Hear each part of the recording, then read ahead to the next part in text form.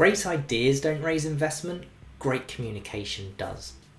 Every week, I hold a fundraising strategy session with founders from all over the world, and 80% of them tell me that understanding what investors are looking for is their biggest barrier.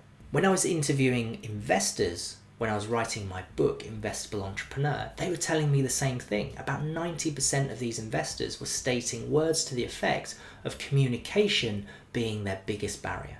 So this phenomenon is what's resulting in just 1% of founders successfully raising investment. So what's the problem? What's getting in the way? Well, founders and investors are essentially speaking different languages.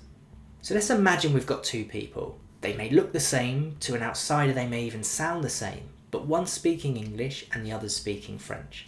They're talking to each other, but things just aren't getting done. They should be working well together. They've each got something the other wants, but they're just not speaking the same language. This is what's happening between investors and founders.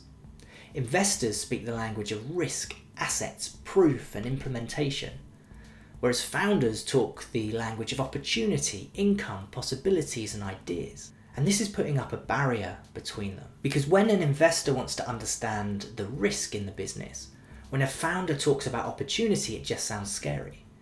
When an investor wants to understand the underlying assets in the business, and a founder comes along and talks about income, it's pretty irrelevant. When an investor wants to understand the proof, talking about possibilities just sounds like long shots. And when an investor wants to talk implementation, the idea itself is not so important.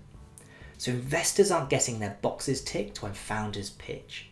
And because of that, they're not investing.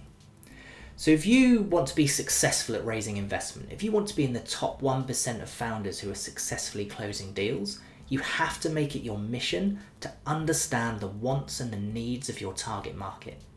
In this case, I'm not talking about who you're selling your product to. I'm talking about who you're selling your shares to. You have to get inside the mind of the investor.